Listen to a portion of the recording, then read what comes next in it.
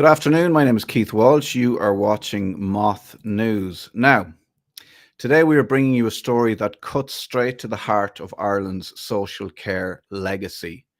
For the past 40 days and nights, plus, four survivors of the historic Boarded Out programme, Maurice O'Connell, Mary Donovan, Miriam Moriarty Owens, and Mary Dunleavy Green have been sleeping rough outside Leinster House, refusing food until the state puts their demands in writing. A full HAA medical assessment, a contributory state pension, and a formal apology is what they're asking for. They have met with the Taoiseach, but no written commitment has been secured, and a mediator will not be available until Monday. Crazy. In the meantime, the group continues the hunger strike, surviving on just electrolytes, water, and coffee. Joining us now is Miriam, one of the four survivors, to speak about what this protest means for her, for the other boarded out survivors, and for the wider conversation about historic abuse in state care. Miriam, thank you very much for joining us. How are you today? Oh, not too bad. And thank you for reaching out, Keith. I really appreciate it. First of all, my name is Miriam Moriarty Owens. I'm age 68. And uh, Keith, we were not boarded out. We were kidnapped by the state, which is a massive, which is boarded out means that when you were in care by the state, they boarded you out to families during the summer holidays or Christmas or Easter to work for nothing as children. So they boarded out, we were kidnapped from our families. And in my story, so we're survivors of the industrial and reformatory schools. Mm. That's what we come under, institutional abuse. So I'd start. When I was a baby, my mother contacted TB, and it was in the 1950s, and all her family had died from TB, not to mercy on their souls. But at the time, you were quarantined in a place called Edenburn Sanatorium. So basically, you were put in there, and I'd say some people came out dead, some people did survive. Thank God my mother did survive. But while she was in Edenburn, very sick, probably never thought she was ever going to come out of there, they came and they took five of us away and brought us to a court. I was a baby in front of a judge to be detained in an industrial school until we reached the age of 16. My court order states that my father was present, which is a lie. Because when I found another document, it stated that were the parents summoned and he says no. So I don't remember going in there because I was a baby. But I know when I just did start remembering with my two older siblings, Joan and Anna, who still passed away, Lord have mercy on their soul, fear took over. Our names were taken and we were given a number. My number was 1061. As soon as you entered those doors of the industrial school, Pembroke Arms Industrial School 3, where thousands of people went through those doors, they stripped you of your name, your dignity, your personality, and especially your voice. We were never treated as children. The state were the perpetrators. They handed us over to the religious orders, the religious order that supposed to have taken care of me and my rest of my friends and family, were the Sisters of Mercy. And my God, did they not show us no mercy? The cruelty that happened for the 13 years that I spent inside there, nobody can describe how a child can be beaten. I give you a couple of incidents that happened, and this is about myself. I was after making my first Holy Communion, and I was in bed. I was about a week or two after my first Holy Communion because A lot of things happened before that. But I'm just going to tell you what kind of torture they put you in through. The nun woke me from my sleep and dragged me by my hair. I was 7 years old. She put me down to I was in St. Bridget's dormitory with other girls. There was 4 dormitories. I just want to let you know that there was St. Anne, St. Bridget's, St. Germain's, and St. Vincent's. So they were the 4 dormitories.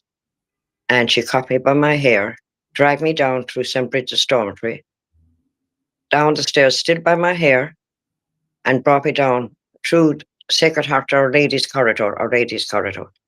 There was a door to the right which led out into, it's called the Dog's Yard. And underneath the window there would have been kind of like it. Well, now it would look like a coffin if I had to look at it now when I was a child. And there was fire sticks kept in there, kindle for the fire.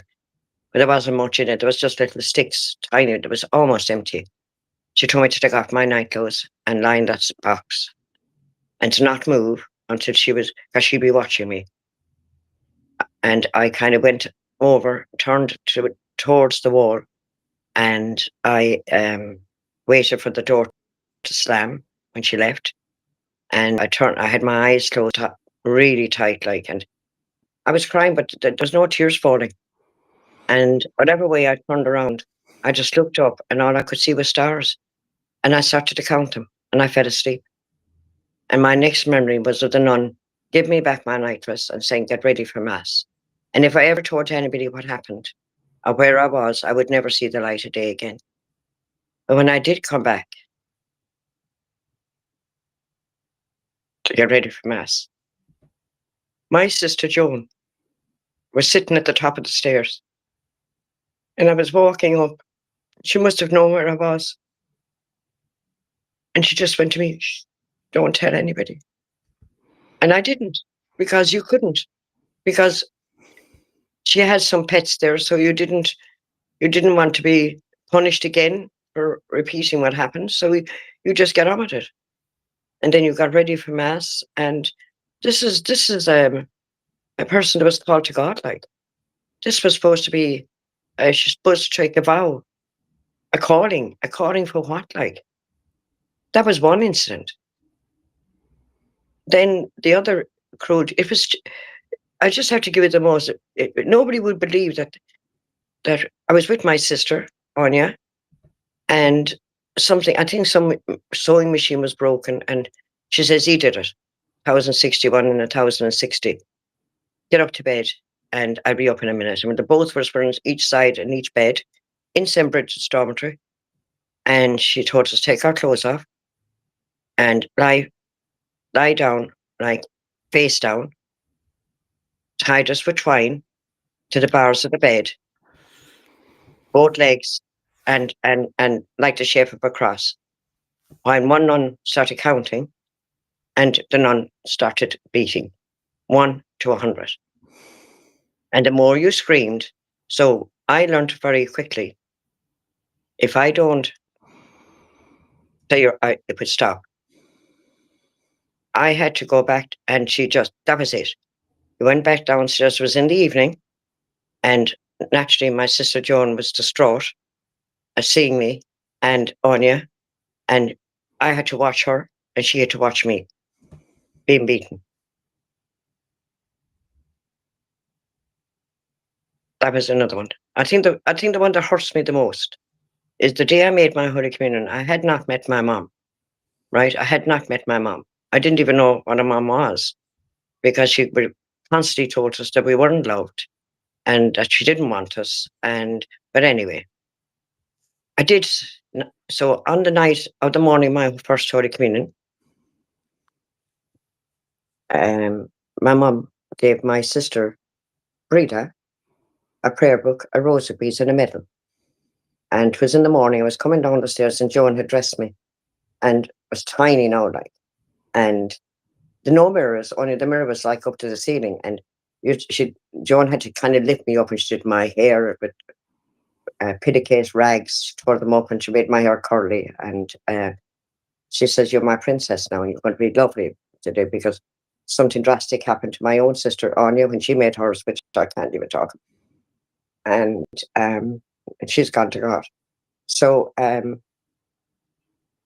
she gave me my prayer, and do you know what? I had a lovely morning.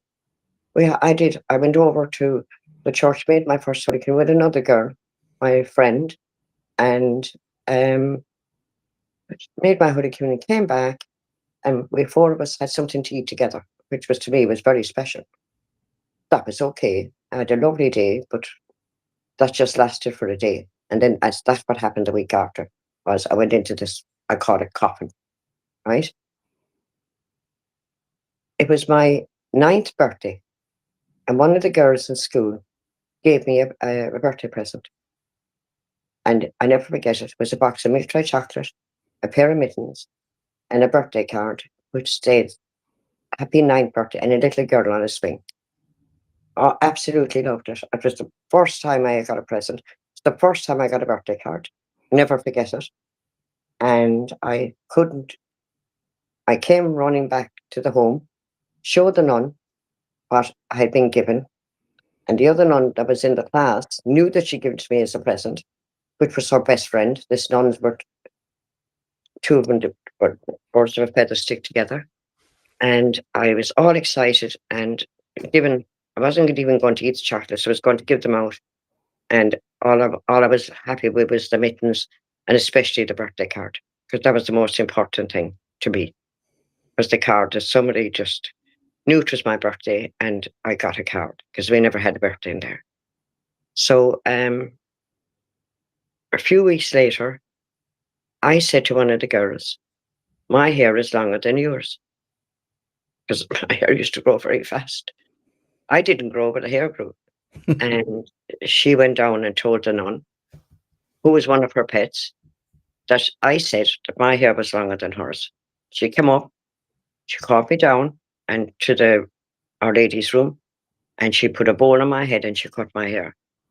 Then she says, "I want you to go upstairs and I want you to bring down the medal and the rosaries and the prayer book."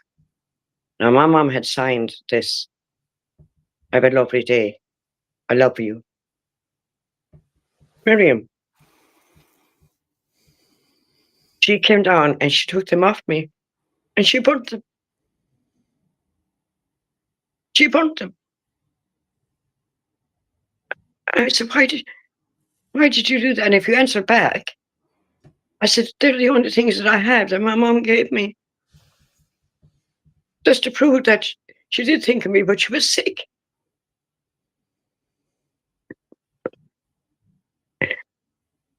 And I suppose I'll never forget that, because they were my possessions, the only thing I owned that was given to me by a mom that gave birth to me.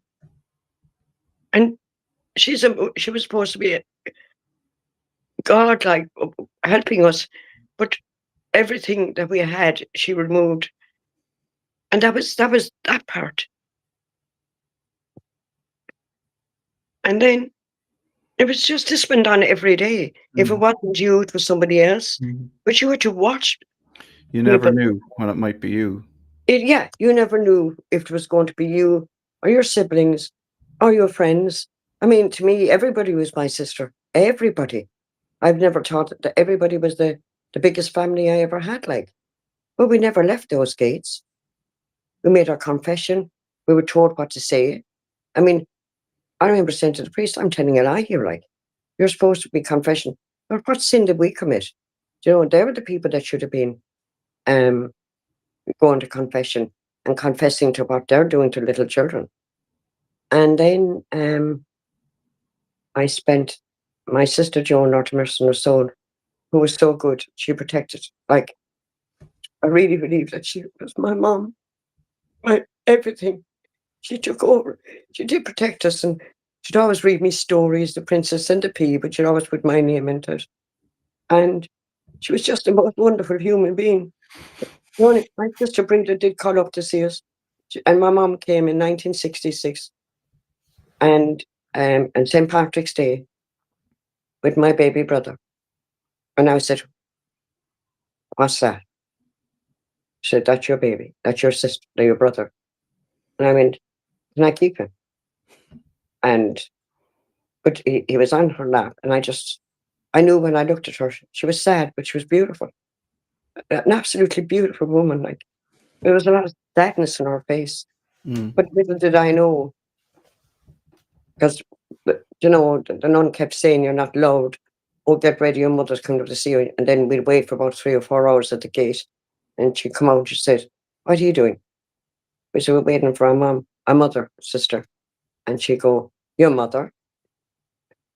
Your mother's not coming up to see you. She hates you. You're never going to see you. She left you here." And I think then I started to get some strength in me.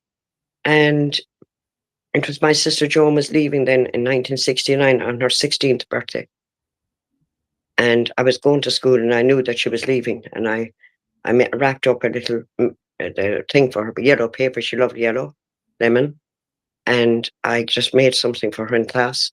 And I begged the nun to wait until which she did. And I remember we were walking down the corridor and she was going away. Because I knew that she was my protector. And I'd probably never see her again.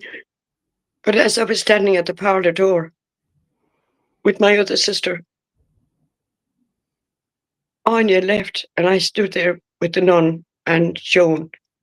And she was walking down, just a little bag, nobody there to greet her.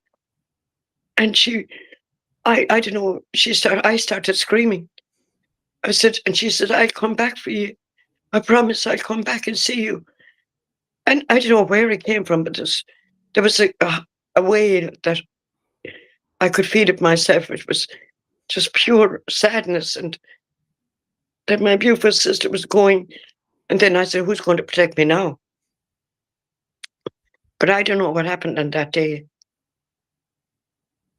Oh, but just before that, the year before she died, we were going to the beach. This just came into my head. Mm. And Joan was very sick. And in the morning, and we'd always go on Children's Day to the beach. And it was the beach called Kilshannig Beach. And the priest used to stand up and say, "Oh, don't go to that beach today. The orphans are going there. Keep away, you know." And Joan was very sick, and I knew she was sick. And we were on the bus, all of us, and Joan was very, very sick. And I said to one of the nuns, "I can't go out." I said, "My sister is very sick." And she said, "Oh, you could stay in the bus with her." Now, we were on the bus, say, from 11 in the morning and about 7 in the evening. And my sister, I knew there was something seriously wrong. So we came back on the bus, and I kept saying to her, "I think my sister, something's wrong with my sister, my sister." And anyway, as we were coming back on the bus, they stopped at the Bonsecourt Hospital in Tralee. They refused to take her in, right? Because it was a private hospital. So the bus continued on up to St. Catherine's Hospital. And I was bringing her out, and next thing I wanted to go out with her, and they said no. And fine, I said, okay. So the following day, I went into her office and I knocked on her door and I said, "Sister," I said, "how is my sister?" "Oh," she said, "she died last night. I just want to let you know that now." And there was a statue of Our Lady behind me. And I looked around and I said, "Why did you do this? Why did you allow my sister to die?" And then, I don't know, this nun tapped me on the shoulder, kind of a nice nun. And she says, "Miriam," and she called me by my name. She went, "Joan is okay." And I said, "Why did she tell me she was dead?" "I tell you what," she says, "I'm going over to see her." And I'd pretend I was going somewhere. And I went over. She'd written me a note, and I wrote her a note. And I sat on her bed and I asked the nurse for that watch they had up there years ago. They'd have the watch up here because I wanted to be back in time because I was going with this nun. And, I was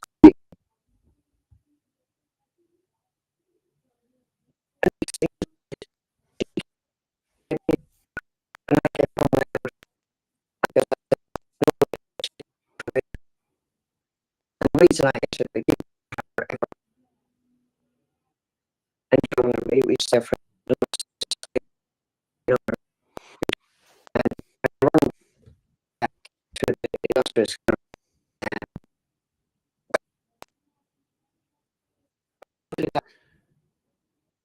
that when I suppose Sorry, Miriam. so Just a second there. We're just the signal isn't great at the moment. So we're only getting bits of what you're saying. oh sorry. So we just wait. Maybe we might come back in a second. I just don't want to miss any of your story. It seems to be better now. So you asked the nurse for the watch. I asked the nurse for the watch just to keep that I wouldn't be late. And I jumped into her bed and I forgot it was her appendix she'd taken. And all I heard was, ooh. Oh, hang on a sec. We'll see if we can get Miriam back. Yeah. Miriam, sorry, we lost you there for a second. Yes, but so we jumped into the bed. You jumped into the bed and forgetting it was the appendix, and yeah, and then she went, oh, like that, but she was very, very sick. But I had that hour with her and it was lovely. So I went back and I never told anybody that I was there to see her. And I think then when she was leaving, when this way, I don't know where it came from. But when Joan turned back and said, I'll come back for you. And I said, I promise, she says, I promise. And she did come back to see us every week. But what happened after that was the biggest shock of my life. The nun stood next to me and she says, you can go to bed now. But I said, no, I was supposed to go back to school in the afternoon. Mm-hmm. And I said, I was afraid I was going to get a beating because of crying and really, I just couldn't let go. And no, she says, you don't have to go back now today, Tor. She says, I'll bring you up some tea and some bread and jam. And from that day to the day I left, which was 9 months later, it's like a pregnancy, that we were taken back to our parents. Whatever happened that day, I said either the divine intervention went into her or something happened. But she was never the same nun. But still, I didn't trust her. Mm. Do you know? Do you think it was because your sister was leaving and she was going to come and visit you and she'd be able to tell people what's happening, or she, she wanted it to seem like you were being treated well? First of all, I always say I thought it was the fact that she probably never heard it before, and whatever way it happened naturally, and it was pure. It was like grief, it was, and I was only like 12 years old. That's all I was when she left. My birthday is 2 weeks before her. 12 I was. Yeah. And then I mean, you could go on and on about the cruelty that happened in these places. Why do you think they were so cruel? Like, have you ever tried? It's not your job to figure it out, but I mean, it seems like there was no reason, no rhyme or reason. They might as well have treated you nicely. They would have got the same. You didn't want to be there. Maybe they didn't want to be there. But the cruelty. Probably. I mean, but like, why did they target certain people? Right? We had parents, right? We had family, and I just to my dying day, it wasn't just me. It was everybody, bar her pets. There was pets there that were never touched. I don't know. Is it because, being honest, I don't really know, because we were good children. We behaved. We had 4 baths, only for 60 children, and you never had a hot bath. We never had toothpaste. We never had toiletries. The washrooms, you were just lined up and you just had to wash. There was no privacy, right? The doctor came at least once a year, and that was, everybody was lined up naked. It was just inhumane. You weren't treated like humans. You weren't treated like And then children. the vaccine companies, they Mm. denied they ever came to. I remember them at the Glasgow company as clear as day, giving us sugar lumps and some form of an injection. And if it didn't have a reaction, you'd have one. I remember it well. I remember reading very, I learned how to read I never remember not being able to read. Yeah.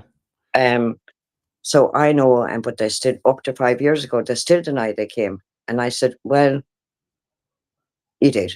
The vaccine companies were coming to do what? Test vaccines on children? Correct. The vaccine trials. And it was only lately, a few years back, when I found out that the Glasgow company used to sponsor the Bonnie Baby contest at the Rose of Tralee Festival. So my memory is correct, because I always stated that they came up around the festival, around the Rose of Tralee, because the roses used to come up to visit. Mm-hmm. And so why did they come up to our school then, the Glasgow company? Yeah. And why did they sponsor a Bonnie Baby contest? Why is a pharmaceutical company sponsoring? A pharmaceutical company from Scotland sponsoring a Bonnie Baby competition in Kerry. Who got that? How much and who got that money? That would be Yeah, interesting to find out, wouldn't it? yeah. Well, I know. I'm telling. These are not stories. These are truths. Stories are made up in the Bible, and I once upon a time. These are true stories. And like my friend, one of my fellow survivor friends, that's on the hunger strike with me, Mary Dunleavy Green, said to me, Miriam, they're not stories. They're truths. You're telling your truth. Mm. And it's the truth that hurts sometimes, but the truth has to be told. So that was, they put you under the stairs, they take the light bulb off, lock you in for over the weekend. And I mean, because the first story you told about the coffin shape thing and just being told to go in there. What was there's no reason for that. You were just in your Well, bed and then, the convent looked over it. So I think every bit of cruelty, now this is my opinion because I'm older now, yeah, right, was sadistic. just pure cruelty, just pure. Pure satisfaction. They were getting satisfaction because when they stopped beating you, it was like they got a thrill out of it. And if you didn't scream, the more you screamed, the more the thrill you got. They got. They didn't. They didn't care. They didn't care for us. And it was the Irish state that allowed them to do this. They were getting paid when I went in on my documentation, £4 a week. On my court order, they said my father was present, gave consent, which was a lie, because the other documentation states they were not summoned. We were just taken. We were stolen to make money for the religious orders, and the state paid them to look after us, and they didn't do it. And it was only years like that I've realised it was the state are responsible for what happened to young children in all industrial and reformatory schools, because we're the only survivor groups, as far as I know, and I'm nearly 99.9%, that was taken by the state and brought to court and given a criminal record. And does the criminal record still stand? What was the crime? Being born. You're nothing. That's all they kept saying. You'll never be nothing. You're nothing. So what were they? So you, when you were in the industrial school, you worked, yeah? Oh yeah, you watched every What kind of morning. work did you do? Because the reason they're looking, obviously, it's child labor. They're finding children that are vulnerable. Obviously, your mother was very sick, so it was an opportunity for them to swoop in and kidnap you and put you to work. Because It's like that. clearly, the church and the state were colluding, and there was money. Somebody was making money. Well, the religious orders were making Yeah, the money. yeah. The state was paying them. Also, they took the children's allowance book, and they had that as well. Oh, so they So got your children's allowance. correct. So I'd say we were just, they traded us. That we were just free labor. Hmm. We did everything in the industrial school. Everything. Slavery. Slavery. From Hmm. as soon as you walked, you worked. What And kind of work were you doing, Miriam? when you get up in the morning, first of all, you made your bed, What right? time? 6, Up at 6, right? Make your up at bed. 6, make your bed, clean the dormitory, and then you get ready for mass. Then you go to mass, and then you come back and you have your porridge, whatever rest of it was. I think we got an egg at Easter, and then you went to. We did go to mainstream school, but it was on really the grounds of the industrial school, so you never really left the gates Mm. of the school, of the industrial school. It was known as Pembroke Gardens Industrial School, but they changed its name then to Nazareth House. What a lovely name. Fabulous. Mm. No, let's give it a nice name. I don't think And Jesus would be too happy with that, would he? no, I don't think so. Because I don't think that people of God should. I mean, it's to me is then I went home. My mother, I have her letter saying that she wanted her children home. And I don't know how many letters she had written, but this was the final letter. And that was 9 months when Joan had gone home. And my sister, Breda, who also got married at the same time in 1970, wasn't even told we were coming home. And like Breda suffered as well because she was kind of like an only child now. Mm. I mean, and that's wrong. She was the eldest. And, Yeah. she, as we were just separated.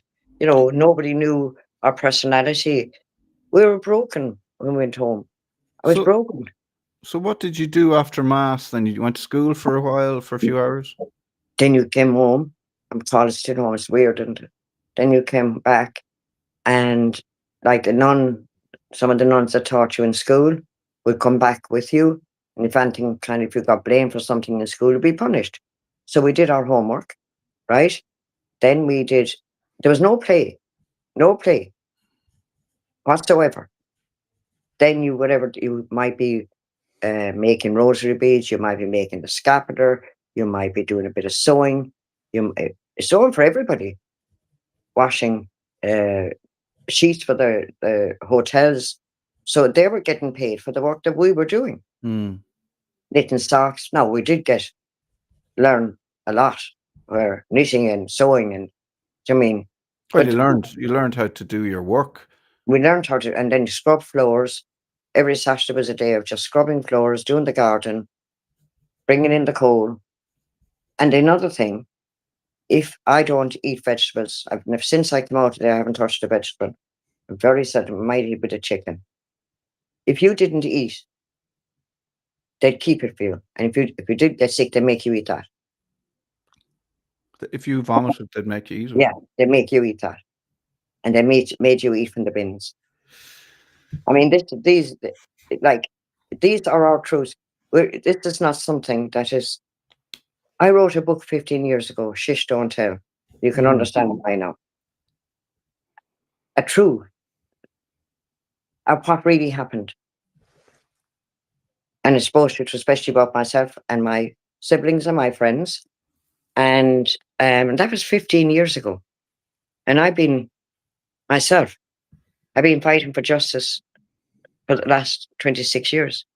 When I went home, I went to the technical college, and at the age of 14, I was still under the care of the state. Now, I went to work in Denny's Bacon Factory in Tralee.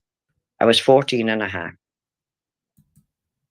And I had to bring in my birth certificate to prove that I was that age because I didn't look it. I was so thin. But I only found out my real birthday on my 13th birthday when I came home from the tech school, and my mom had a cake with a candle on it. And I said, "Whose birthday is it today?" She said, "It's yours." And I went, "No, it's the 5th of November. And I don't know, is it the 5th of November or the 25th of November? But my records say the 5th. No, she said, "It's today. The 11th of October is your birthday." And so I celebrated my first birthday, my real birthday, on my 13th birthday.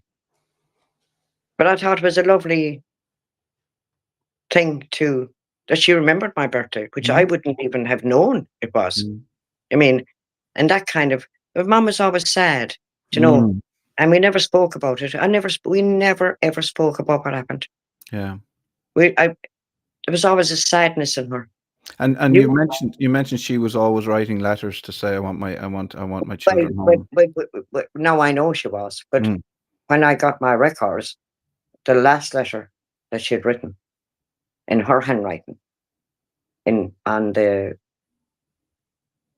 March 1970, and we went out in June or July. We left the 27th of July. Mm.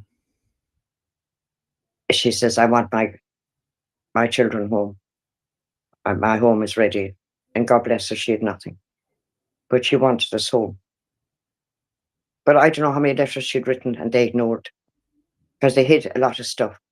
I mean, I Mm. don't know what way my mom felt when she came out of that hospital and found that all her children were gone. Mm. And it's you know, it's only now that I'm actually grieving for her, Yeah. because when they told you for years that she didn't love you, you kind of looked and she couldn't. She was just a broken woman, like a broken woman.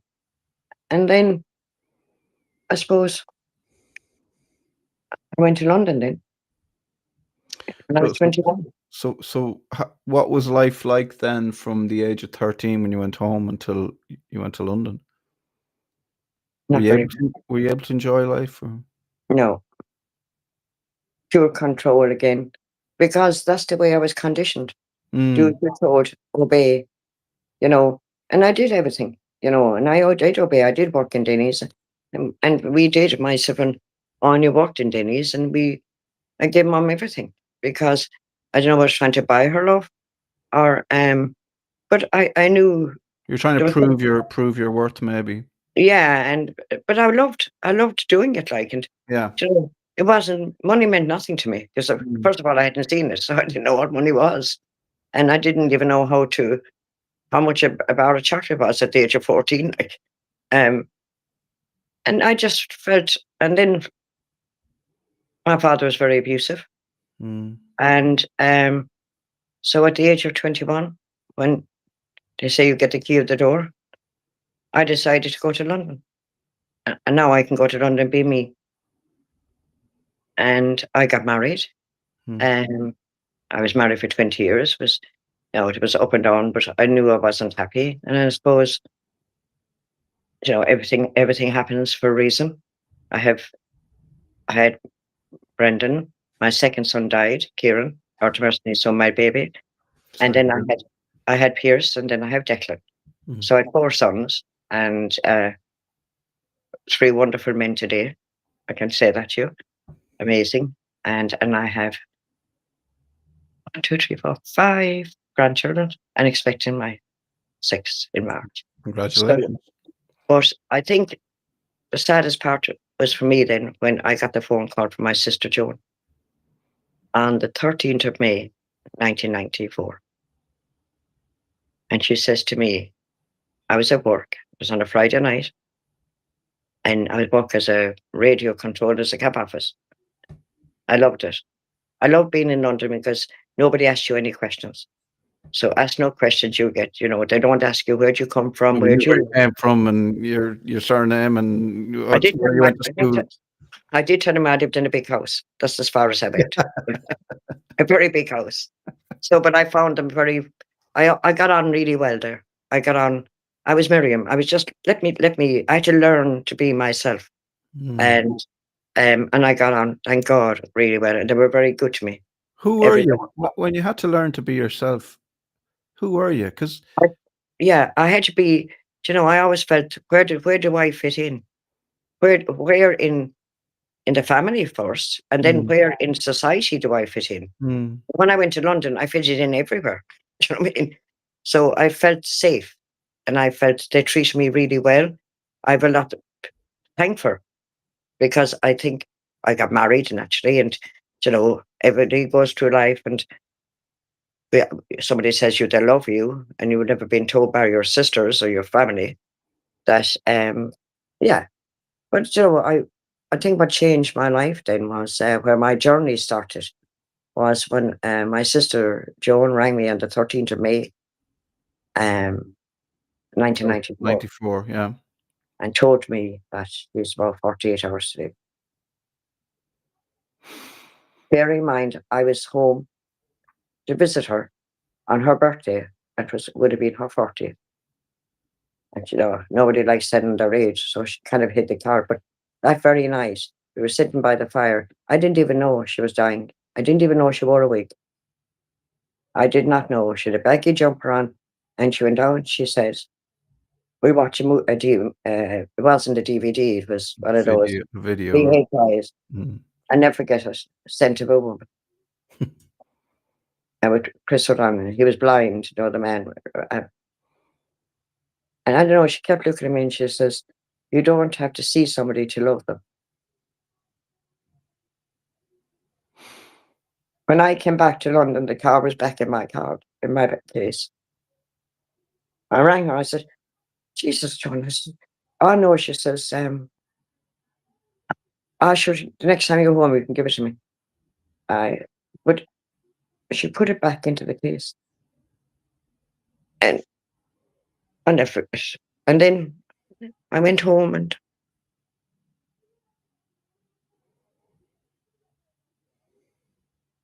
saddest day, I've never forgot her. And then when the apology came, then when coming to the apology everything changed. She said a few things to me, which when I was lying next to her. And I went back and I felt different. Sorry, I had to go back for my son's birthday. And I said, well, she dies now on the way over. But this was on the 6th of June. And then it was on the 16th of June, I got a phone call saying that Joan had passed away this morning. I just have to go home. I have to go home. So I went home anyway, and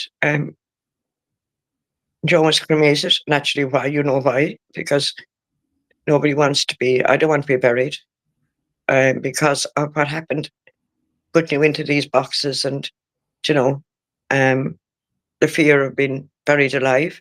Oh, God. And so I went back to London, broken, and I did promise her that I would never forget her. And I haven't. Your name be mentioned every day of my life for the rest of my life. And then the apology came. I was in London on birthday, and this is when it all started. Yeah, okay. Was that the apology? Who is it? Who made the apology? Bertie Ahern was the Taoiseach at the Taoiseach time. at the time, yeah. It was on the 11th of May, 1999.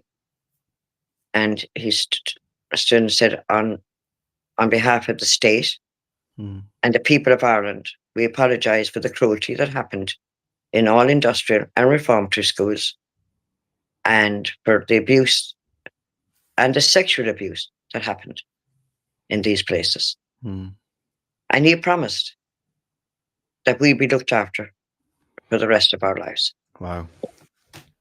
We got redress, which to me was like a bribe, because the solicitors took over and they made sure they got paid, but we were put on a scale of our abuse.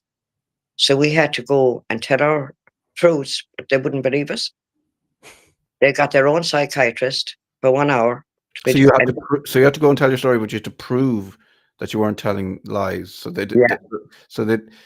So they put you through more trauma, having to relive the abuse, and then they didn't believe you. And this is on behalf of the state. I mean, I'm absolutely, all I can say is I'm so sorry on behalf of Irish people, and that you were treated like that. It's absolutely disgusting. Well, it was the most, and that was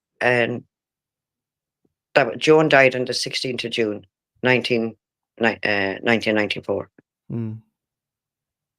And then the apology came. So we wanted to get our records then. We had to go, Joan. We wanted to charge the state, the Minister of Justice, the church, the days. And I went, they said they're not going to work this, they're not going to have this. So they come up with this 50-50 deal that we'd take redress, right? But we'd be on a point system to rate our abuse. God. But we had to prove it. We had to prove it. They hired their own psychiatrist. They hired a house that looked like the industrial school, the same smell.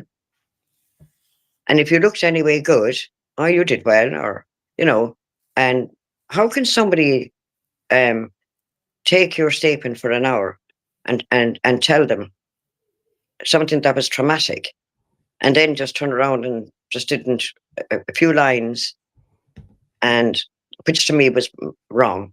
So they never put in the sexual abuse then. They knocked that out of it. Yeah. And they brought in, I don't know, some big words anyway. Lots of opportunity everybody should have got. So it was like rated from 1 to 30. Then the other one was 1 to 30. So they give you the lowest, because you had to prove to them what happened to you. Which, like, what? This is the state. This is the state that was responsible for the abuse, Yeah. responsible for the cruelty, responsible for how you found how your lives were, and they were in control of then deciding, listening to the abuse and your stories. Correct. And they You did have it to re-traumatize, go through it again, which is you. People don't understand if you've had trauma and you have to explain it to somebody else. It's a reliving of the experience. And for them then to turn around and not believe you. Yeah. I mean, I'm not. I wish I could say I was surprised, but I'm not surprised. But I'm disgusted. Yeah. And then when you went up to redress, the solicitors, like, they made millions. My particular sister, I said, when we met him in a room in a hotel, we would, we'd eat and sleep this, and we make sure you get what you deserve.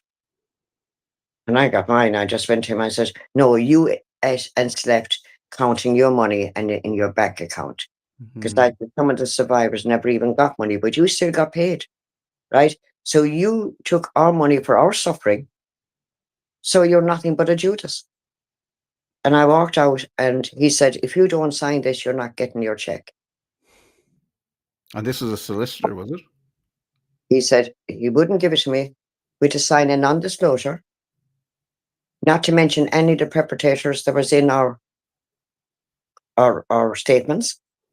If we did, we'd be criminalized and punished and jailed. That's what they did to us. So when I got my records, I suppose the most shocking thing in my records was the day we went in, the day we were taken or stolen by the state, and taken to court, was the 16th of June, 1959. And Joan died on the 16th of June, 1994. Wow. And I made a promise to her that I'd never forget her.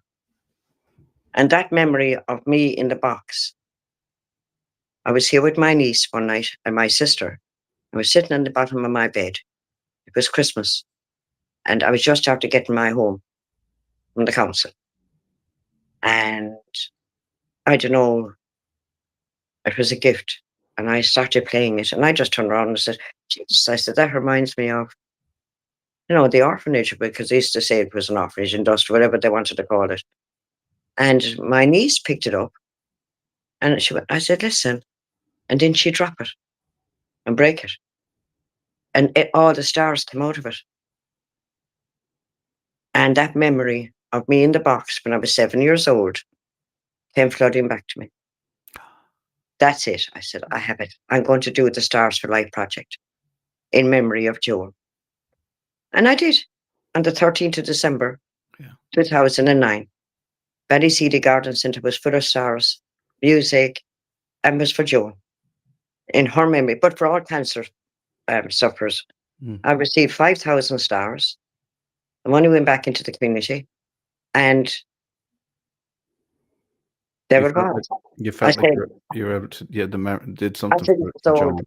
The reason I started counting that stars that night, that terrible thing that happened, actually turned out to be a miracle in itself, because she was a star for life. And my niece recorded a song called Our Stars for Life, a song in her memory. And it's the memory of all people that died of cancer. And because I thought she'd live forever, And but her memory is living forever. Mm. And then my poor sister Anna passed away last year suddenly, who was also in with me. And it was the treatment we got through redress. That was 26 years ago, Keith. Yeah.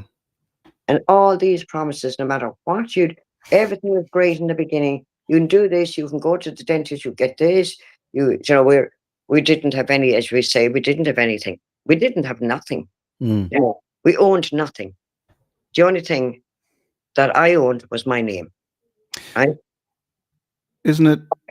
I mean, the miracle is that you have created such a life for yourself. The miracle is that I'm talking to you about this, and you're talking about your nieces and your grandchildren and your sons, and your like and the fundraising and Yeah. the out of such I mean, such Torture. terrible circumstances, such treatment on behalf of the state, that you have such strength that you're here today talking to me about this, and also now, I mean, the reason I'm talking to you is the hunger strike. I mean, Yeah. tell me a little bit about that. I know, are you 47 days into the hunger strike at this stage? We're 47 days today. Tell me about the hunger strike. Yeah, and we were, as you would say, there was a consultation talks, and they were promising everything has been diluted, and we were going, what's happening? This is your group talking to the Yeah, to the well, government. two of the survivors, there was part of this consultation talks, and put in 29 recommendations. Their name is Mary Donovan, Morris, Patton O'Connor. There was a few other people involved in it, but I just know these two, my two friends, and then we kind I of have a picture of them here, actually. yeah. That's the four of us. That's Morris, Mary Donovan, Mary Dunleavy Green. Morris was in Pembroke Arms Industrial School, the same one I was in. Mary Donovan was in the same one I was in, Pembroke Arms Industrial School. Mary Dunleavy Green was in Limerick, in the Mount in Limerick, but now lives in Carlow. Mary lives in Newport, and I there at the smallest one there, was in Pembroke Arms Industrial School as well. So we were all in industrial schools, and it's just it's great to be with them because we all speak the same language. What I mean is nobody's going to tell you, oh, forget about it. You know, we're able to share things that other people mightn't want to know. So on the 1st of July, we put the government on notice that if we were requested, no, we asked for the HA medical card and a full contributory pension for the work we did as children, and not be means tested, because a lot of people make good lives for themselves, but there's a lot of survivors out there have nothing, right? They can't even talk about their experiences, and they have no health care. They don't, and this was something that was part of the apology. An apology is an apology unless you get justice, and we never got justice, and we need justice. So we decided on the 1st of July, after all back and forth with emails, going up to the Shannon, standing and ignoring us as if we didn't exist. Everything was defeat, go away, go away, go away. And they gave us nothing. Out of the 29 recommendations that was made by the consultation talks, they refused everything. So then, point to the consultation talks. Nothing. You might as well, you know, like delay tactics. No, I said didn't even look at it. Calm down the road a bit. And it was the government that did that. They threw out, and it was the Minister for Education, Minister Helen McEntee. He was as cold as ice, and he didn't even look at us. She had to be told we were in the gallery. I mean, I just went on. I mean, that's enough. We wrote emails. My friend Mary Donovan, we sent them to the RTDs, everybody, and I sent them on to the senators, and nothing. So then, on the 1st of July, we put them on notice that if we didn't get a response or something, we didn't tell them the date then, we will go on hunger strike. Nothing, pure blank. This won't happen, right? It did happen. So on the 21st, we went up. Mary went up on Tuesday with her tent, 17-foot tent, belonged to her daughter. And then I went up on We started to say on the Sunday, Mm. and we went down to the door, and that's from the 21st of September. All we wanted was a HA medical card, which was promised, and a full contributory pension. So you're just looking for your pension for the work you did and a medical card, and they're not Not, even talking to you. well, it's not just an ordinary medical card. It's like the last time that was given out was on when the hepatitis C contaminated blood. The state, they got the full HA card, which a lot of things are, you have a health liaison officer, you have a housing liaison, so there's a lot more. Gold card. It's, you could class it. Ireland don't give a lot of gold cards to their citizens, but they take them for themselves. Yes, they do, yeah. And so we've been up there, we've been 8 days into our hunger strike. Minister McEntee decided that she would meet us. And then when we went in and sat down, the four of us, she kind of went, I'm like, we told her a few things, and she was as cold as ice. I could feel the coldness, and it's like being back in the industrial school. Mm. I'm the minister, you do as you're told. Yes. And we well, these ministers should remember that they're elected on behalf of the citizens, and for me, they're not behaving in a way that I feel a representative of me should behave. So they should remember that they're there to serve you and to serve me, and not the other way around. Yeah, and so then kind of that was on the 29th of September, and she said we were getting nothing, and that came from above, which means would be her boss, the Taoiseach. Mm. I came down to Tralee, or the civil servants, and I came down to Tralee. It was the 3rd of October. It was Storm Amy, and the Taoiseach railroaded him into the office and asked him to give him a bed for the night. And they said, no, there's plenty of homeless people on the street. We're staying where we are. And that was it. That was on the 3rd of October. On the 4th of October, we had a Zoom call with Bertie Ahern, who was the man, the Taoiseach at the time, that gave the apology. Mm. Who was willing to be a mediator for us. He asked for the 29 recommendations that Mary gave them to him. And we thought, this is it, we have Bertie, he knows what he did wrong. Mm. And then he went, never heard from him again. Until last Wednesday, with all the pressure that's been put on him, not by, and no media, no RTE, no Virgin Media, no News Talk, no Liveline would take us. The only way that RTE said they would cover us if one of us was taken away to hospital. Seriously. That is the truth, the whole truth, and nothing but the truth, Keith. I promise you that. Mm. And the only people that was looking after us was the Order of Malta, which are voluntary. They go around to the homeless, and they do say they're voluntary. Mm-hmm. And there's one of Mary Dunleavy's daughter, who is her daughter is one of those. She volunteers with the Order of Malta, and she asked them to keep a check on her daughter and us. Mm. Very great. With the Simon community have been so good to us. Yeah. And then the Gardaí, I can't fault them. I really, really can't fault them. Good. They've really protected us big time. But they never came near us. We're outside the tent, we're outside the door, at the railings every day. Some of the opposition came, but nobody. We were just ignored. And then last Wednesday, which was not this week, last Wednesday, we had a meeting with Micheál Martin, the Taoiseach. Yeah, right. And we went in, and Minister McEntee was also there, the Minister for Education. Sat down, told him what happened, what we, blah, blah, blah, the same story. He said, I'd have a mediator for you on Monday. He came out, he left us on our own, and we said a few things. He said, okay. He said, what I do, I get a mediator for you for Monday. We got notification that mediator couldn't do it. He was sick, which he is sick. Now the meeting was put back to yesterday. That was yesterday, Wednesday. Today is Thursday. And we've got a mediator in. His name is Mr. Raymond McGee. And he unfortunately has to go to a funeral in Scotland, a relation of his, on Saturday. But he's going to work on our behalf. We told him what we wanted and what we would requested.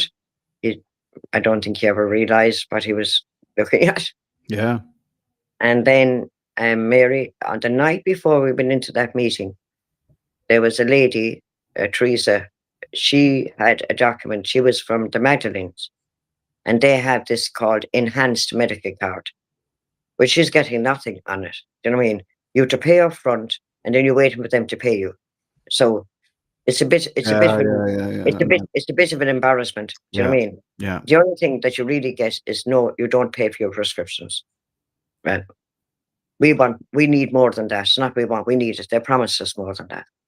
And then anything else you pay for, and then chase them for the money. Chase for the money. Yeah, you feel like a beggar then again. Yeah, so you're always going cap in hand. It's the same. It's more of the state trying to be by the HA card. Everybody knows what it is. You go in. It's a special medical card. It doesn't look like the other one.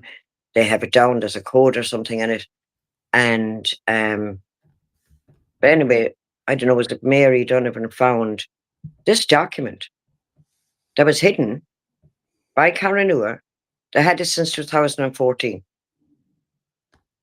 And on the third page of this document, down at the bottom 4 lines, it's called tort law, TORT law. Yeah. And it states that any perpetrators, the perpetrators of the state, which we are, they victims or that were, like say, the hepatitis C, are entitled to this HAA card on the same grounds, and that's the tort law, which we never knew. Only it popped up the night before. We gave it to the mediator. Yeah. And we said, we're under the state. First time ever that a Taoiseach sat in front of us and said the state are responsible for what they did, because they took us to court. The ISPCC were being paid by the state, and they were taking us from our homes, kidnapping us, using us as slaves, and treating us with no medical care, no dentistry, no nothing. We're the Holocaust of Ireland. That's what I call it. And the stories have to be told, and not the stories, they're truths. So the same way the state were responsible for those who got hepatitis C, the Hep C thing, and that's the same. The state responsible for what happened to you guys, the abuse and all that. So the state is directly responsible. Therefore, because of tort law, you guys are entitled to the same as the Hep C people. You guys are entitled to this card as well, and this obviously, and this is written into law. So are the government breaking the law? Are the government happy to break the law now at this stage? I mean, we did not know that document existed, and we were under Caranua, and they never released. Like, there was other things in it that was irrelevant to us, but this is relevant. This was very relevant. How many people are looking for this medical card and the pension? 4,000. Now it's not. Without being money. I don't understand that they're trying to save a few quid or something. I mean, I really don't understand it. They're a burden. We'd be a burden on this checker. That's what he told us. Well, I'm sure we could figure out. I'm sure the TDs could take maybe a bit of a pay cut or something. I was thinking that, and just probably pay everybody, cover the costs. Yeah, I'm sure maybe the nuns might pay up some of the money they owe to the state. But I always did that. Sell a few properties, maybe. I think the reason they did this, because the state, why they made this deal with the religious order, the state did this. It was the state that handed us over to the religious. I'd say that's why there was the 50-50 deal done. Yeah. So basically, they gave them the right to abuse us. So I blame the state now. And we still have criminal records. Since they were never lifted. We need criminal records as a baby. Yeah. So what's the crime? But there's no. So you have a criminal record, It's on my and when court you were a order. baby, from the crime you committed when you were a baby, I as a baby. didn't have a parent to take proper guardianship. I But mean, how would my that mother was, result in a criminal record having been yeah, taken off your parents and you to be detained until you reach the age of 16. because So, because of some crime, that a baby crime? yeah, because you were born, I suppose, And we were just like, we I were mean, payments that's illegal. You're incarcerated illegally. You're That's right. trumped up. They'd call it trumped up charges on a Yeah. baby. So, What crime is it do babies commit? I mean, crying loudly, too loudly. and the state ordered that my name, which was Mary, but they wouldn't give me Miriam on my birth certificate because everybody was Mary, do you know? Yeah, you wouldn't want to get it above your state. You want to get notions above your station. Yeah. And then all of a sudden you just realize that you still have they never lifted the criminal records. They never made the apology on the criminal records. And we're waiting for that now as well. I mean, my two sisters have gone to their grave with a criminal record. They never committed a crime in their life. I wonder how many babies committed crimes back in the day But how many people went to their graves? with the criminal record. They all need they all need to be cleared. All Yeah, of them. all of them. Yeah, every single one of them need to be cleared without exception. And the state, Yeah. I, I mean, the state can't be trusted to be in charge of these things anymore. So you're 47. I need to let you go now because Yeah. you're 47 days into a hunger strike. Yeah. How I'm you not, I mean, yeah, we're I'll tell you what though, Keith. What we have resilience. Mm, And I think because we clearly, weren't really fed as children, yeah. I wouldn't have eaten a lot. And I think because we suffered so much as children that now when like if I had to think now it's going to be 47 days and this I don't think it would have Mm. I don't know would I but we really thought about it with the four of us. We said we do for the 4,000. And but it's caused a big stir in Ireland now. It's Mm, called and it's the young people of today that need to know what the happened. history, yeah. And it's people like students that which who I love speaking to, um, would be able to put it into history books and do theses on what happened in these places Mm, because we can't be forgotten. We're not the forgotten children of Ireland. We should not be they should be on bended knees mm, begging us for forgiveness. yes. Begging we should and saying we are sorry. Like Mm, if you say sorry to somebody and you make an apology, a public apology, and as I always say, an apology is not apology without justice. yeah. We never received that justice ever. It's not worth the paper it's written on, Miriam. No. So that's 47 days. So hopefully in the next few days we might have answers with Okay. this lady. He seemed a really nice man and he doesn't work for the state. He's a kind of He's a he's legal one of expert. yeah, he would be able so we just have to wait now and see. Well, Miriam, we might check back in with you, and I really appreciate your time today. I know you've to work as well. You've 2 days Yeah, with but children as oh well. yeah, but that's my favorite thing. I can go out and be a child again with them. So, and that's working with my nephew. Actually, his birthday today. Happy birthday, Martin, and his wife Okay, Mark. Jackie. And it's the Jackie O'Mahony School of Reform. But I'm with her 10 years. I can't leave them down. I come down Thursday and Friday because they teach, Hmm. and I have to mind the children. So I love it. I Miriam, love it. you finally get to play? I finally get to play Yeah. and have fun. Have And fun. Yeah. I live my life to them because I think it's nothing makes me more happy than see children singing, dancing. It's state school, and shy children coming out of themselves. It's, and Jackie and Martin are amazing people because they have this thing with children. They love them, and then I love being with them, and Mm. they're it's just a I bet the kids love. I bet the kids love seeing you as well. oh, they do, and they love. I mean, they love it. Like they absolutely just love state school. Mm. And you can't. Um, as I said to him, I said, I make promises, and I am not going to go down because some children need to be looked after. There's other children that need special.